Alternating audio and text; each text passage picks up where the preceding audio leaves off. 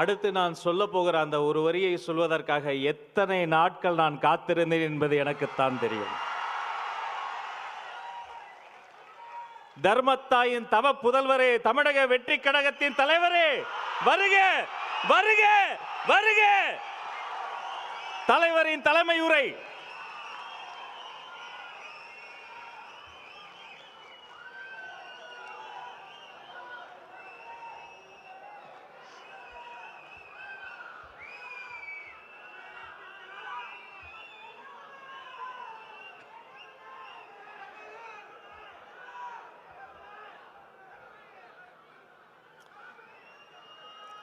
என் நெஞ்சில் குடியிருக்கும்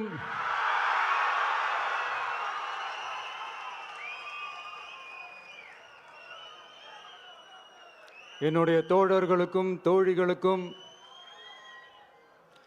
தமிழக மக்களுக்கும் என்னுடைய வணக்கம்.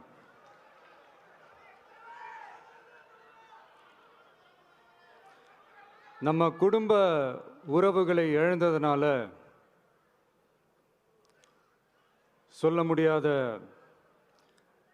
வேதனையிலும் வலியிலும் இவ்வளோ நாளாக இருந்தோம். அப்படிப்பட்ட அந்த சூழலில் நம்ம சொந்தங்களின் மனம் பற்றி இருக்க வேண்டியது நம்மளுடைய கடமை. அதனால தான் அவங்களோட சேர்ந்து அமைதி காத்து வந்தோம். ஆனால் இப்படி அமைதி காத்து வந்த நேரத்தில் நம்மளை பற்றி வன்ம அரசியல் வலைகள், அர்த்தமற்ற அவதூறுகள்னு இந்த மாதிரி நிறையா விஷயங்கள் நம்மளை பற்றி பின்னப்பட்டன, பரப்பப்பட்டன. இது எல்லாமே சட்டம் மற்றும் சத்தியத்தின் துணை கொண்டு துடைத்து எறிய தான் போகிறோம்.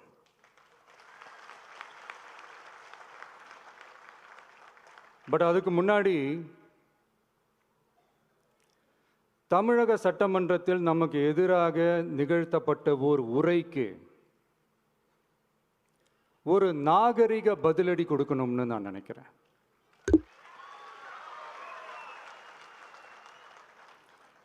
அரசியல் செய்ய விருப்பமில்லை, அரசியல் செய்ய விருப்பமில்லைன்னு அடிக்கடி சொல்ற முதல்வர் நம்மளை குறிப்பிட்டு பல்வேறு அவதூறுகளை பதிவு செய்வதன் வாயிலாக பெருந்தன்மையை பேரளவில் மட்டுமே பேசும் முதல்வர் 15/10/2025 அன்னைக்கு தமிழக சட்டமன்றத்தில் நமக்கு எதிராக பேசிய பேச்சில் எவ்வளவு வன்மத்தை கக்கியுள்ளார் என்பதையும்,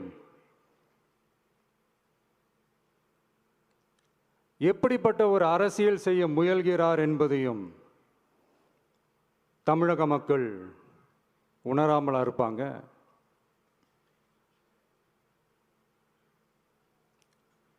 இந்த கரூரோட சேர்ந்து 5-6 மாவட்டத்துக்கு இந்த மக்கள் சந்திப்பு நிகழ்ச்சிகள்லாம் நடத்தியிருக்கிறோம், போயிருக்கிறோம். அங்கெல்லாம் இந்த லாஸ்ட் மினிட் வரைக்கும் எங்களுக்கு அந்த இடம் கொடுப்பாங்களா மாட்டாங்களா, பெர்மிஷன் தருவாங்களா மாட்டாங்களா, இப்படியே இழுத்து அடிச்சுக்கிட்டு இருப்பாங்க. தான் நாகப்பட்டினத்தில் சொன்னது மாதிரி தான். நாங்கள் ஒரு இடம் செலக்ட் பண்ணி கேட்போம், மக்கள் நல்லா ஸ்பேஷியஸாக நின்று பார்க்குற மாதிரி. பட் அவங்க அதையெல்லாம் ரிஜெக்ட் பண்ணிவிட்டு மக்கள் நெருக்கடியோடு நின்று பார்க்குற மாதிரி ஒரு இடத்த செலக்ட் பண்ணி எங்களுக்கு கொடுப்பாங்க. இது டிஃபால்ட்டாக எல்லா இடத்துலையும் இந்த ஒரு ஆர்கியூமெண்ட் நடந்துகிட்ருக்கோன்னு வைங்க. அது மட்டும் இல்லை, இந்தியாவிலேயே எந்த ஒரு அரசியல் கட்சி தலைவருக்கும் கொடுக்கப்படாத கண்டிஷன்ஸ். பஸ்ஸுக்குள்ளேயே இருந்து பார்க்கணும், மேலே கை காட்டக்கூடாது, இப்படிலாம் ஒரு அதீத கட்டுப்பாடுகளை கொடுத்த உடனே எங்கள் சைட்லேருந்து ஒரு அறிக்கையும் வெளியிட்டோம். அது மட்டும் இல்லை, தமிழக வெற்றி கழகம் சார்பாக அனைத்து கட்சிகளுக்கும் சமமாக ஒரு முறையான ஒரு பொது வழிகாட்டு முறைகள், SOPஸ்ன்னு சொல்லுவாங்க, அதையும் வழங்கணும்னு சொல்லி உயர்நீதிமன்றத்தையும் நாடி இருக்கணும். இதுவும் தமிழக மக்கள் உணராமலா இருப்பாங்க. இப்படி ஒரு அரசியல் காழ்ப்புடன், நேர்மை திறனற்று நம்மளை பற்றி குற்றம் சாட்டியுள்ள குறுகிய மனம் கொண்ட முதல்வர் அவர்களுக்கு ஒரு சில கேள்விகள். உச்சநீதிமன்றத்தில், அதாவது 13/10/2025 அன்னைக்கு உச்சநீதிமன்றத்தில் நடந்த அந்த விவாதங்களை வைத்தும் அந்தந்த உத்தரவுகளை வைத்தும் இந்த கேள்விகள். இப்படி பொய் மூட்டைகளாக நம்மளை பற்றி இந்த அவதூறுகளை அவிழ்த்து விட்ட முதல்வர் அவர்களுக்கும் திமுக அரசுக்கும் சார்பாக கோடிகளை கொட்டி அமர்த்தப்பட்ட அறிவார்ந்த வழக்கறிஞர்கள் அவங்க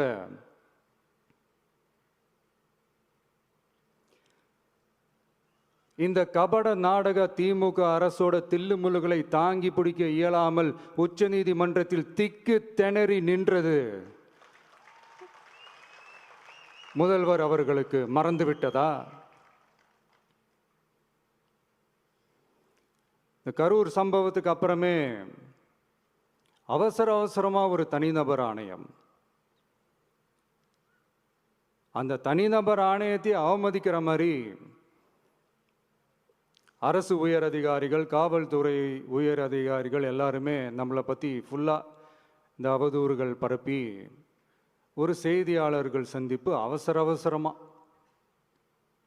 இதெல்லாம் ஏன் நடக்குது?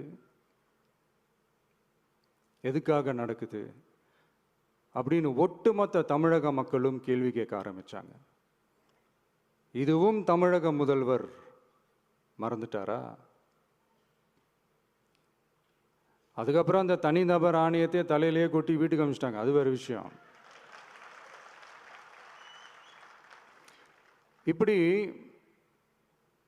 இப்படிலாம் கேள்வி கேட்ட உடனே ஏதாவது பதில் சொல்லி ஆகணும்ல. அதனால சட்டமன்றத்தில் பேசும்போது உண்மை நிலையை தெளிவுபடுத்தத்தான் அப்படின்னு ஏதோ இந்த சட்ட ரீதியாகவும் சத்தியத்திற்காகவும் நடந்தது போல ஏதோ சாமர்த்தியமாக பேசுகிறதா நினச்சி பேசியிருக்காங்க. இப்படி ஒரு 50 வருஷமாக பொது வாழ்க்கையில் இருக்கிற ஒருத்தவங்க ஒரு முதல்வர் அவர்கள் சொன்னது எவ்வளவு பெரிய ஒரு வடிகட்டின பொய், சப்பை கட்டுன்னு நான் சொல்லலை, உச்ச நீதிமன்றம் சொல்லியிருக்கிறாங்க. அவங்க சொன்னதெல்லாம் கொஞ்சம் என்னன்னு கொஞ்சம் லைட்டாக பார்ப்போமா?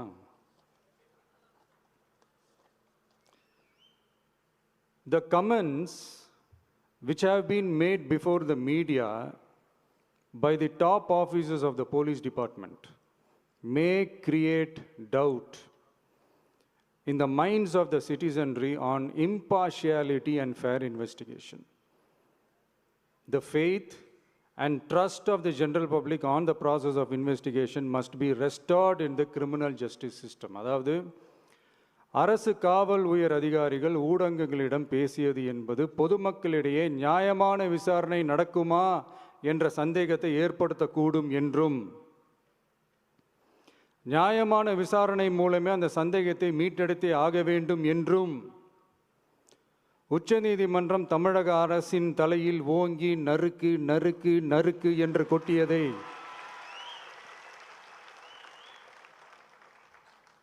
முதல்வர் அவர்கள் மறந்துட்டாரா?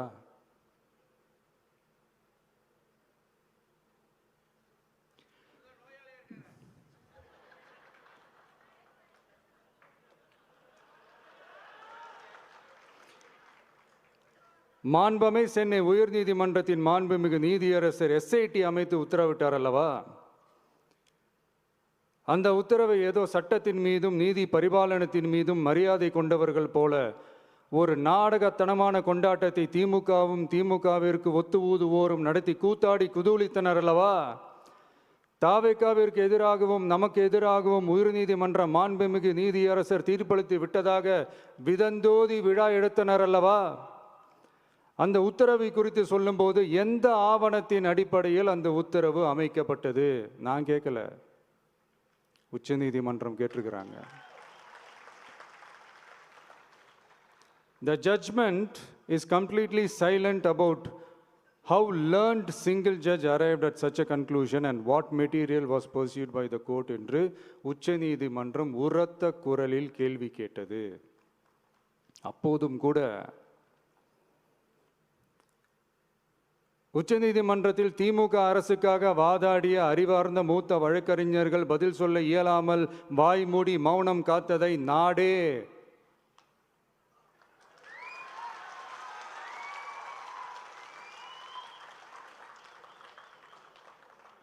பார்த்ததல்லவா? இதையும் முதல்வர் அவர்கள் மறந்துட்டாரா?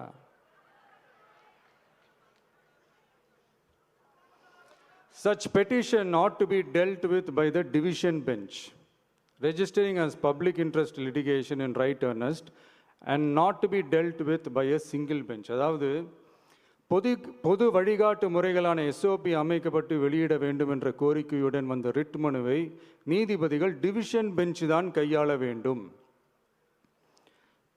தனி நீதிபதி பெஞ்ச் கையாளக்கூடாது என்றும் உச்சநீதிமன்றம் சொன்னதல்லவா? அது மட்டுமா, கோரிக்கையே இல்லாமல் எஸ்ஐடி அமைக்கப்பட்டது எந்த வகையில் சரி என்றும் கேள்வி எழுப்பியது உச்சநீதிமன்றம்.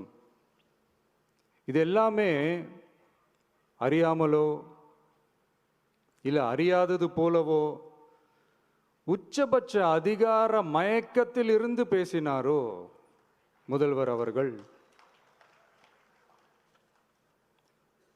மனிதாபிமானம், அரசியல் அறம், மாண்பு இதெல்லாம் எதுவுமே இல்லாம வெறும் பேச்சில் மட்டுமே பேசிக்கிட்டு அரசியல் ஆதாயம் தேடுற ஆட்டத்தை ஆடத் தொடங்கிவிட்டார் முதல்வர் அவர்கள்.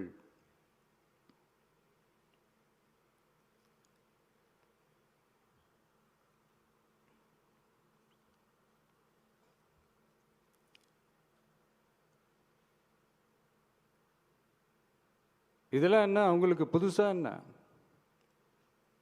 1969க்கு அப்புறமே எப்போ கட்சி அவங்க கைக்கு வந்ததோ, இன்னும் குறிப்பாக சொல்லணும்னா 1972க்கு அப்புறம் கேள்வி கேட்க ஆளே இல்லாமல் போச்சுல்ல, அதுக்கப்புறமே இந்த திமுக தலைமை இப்படி தானே இருக்குது.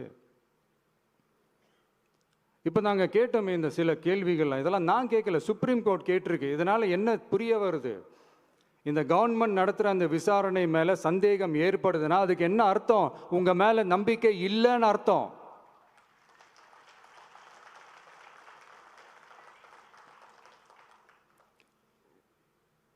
இதெல்லாம் ஏன் எதுக்காகன்னு முதல்வர் அவர்களுக்கு புரியுதா?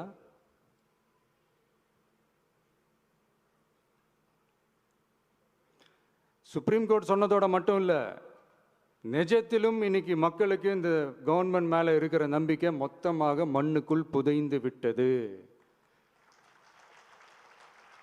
இதுவாவது முதல்வர் அவர்களுக்கு புரியுதா? புரியலனா 2026 தேர்தலில்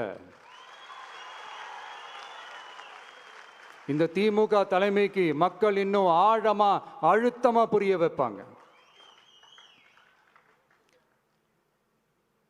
அப்ப கூட இவங்க என்ன பண்ணுவாங்க தெரியும்ல, 5 வருஷத்துக்கு ஒரு வாட்டி பழக்க தோஷத்தில் ஒரு அறிக்கை ஒன்று வெளியிடுவாங்களே, மக்கள் தீர்ப்புக்கு தலை வணங்குகிறோம்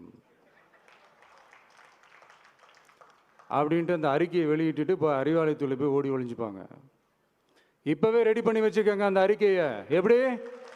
மக்கள் தீர்ப்புக்கு தலை வணங்குகிறோம்.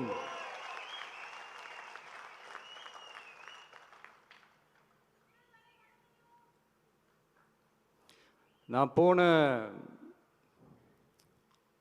பொதுக்குழுவில் சொன்னதை தான் இங்கே நான் திரும்பவும் சொல்கிறேன். இயற்கையும் இறைவனும் நம் தமிழக சொந்தங்களின் வடிவில் மாபெரும் மக்கள் சக்தியை நம்ம கூடவே நிற்கும் போது எம் மக்களுக்கான அரசியலை தடுப்பவர் எவர்? அதனால தோழர்களே, நமக்கு வந்திருக்கிற இந்த இடையூறு வெறும் டெம்பரவரி மட்டும்தான். எல்லாத்தையும் தகர்த்தெறிவோம், மக்களோட கை கோர்த்து நிற்போம், மக்களோட களத்தில் போய் நிற்போம். நம்ம பயணத்தில் தடம் மாறவே மாட்டோம். இப்பவும் சொல்றேன், 2026ல் 2 பேருக்கு நடுவில் தான் போட்டியே. ஒன்று, இன்னொன்று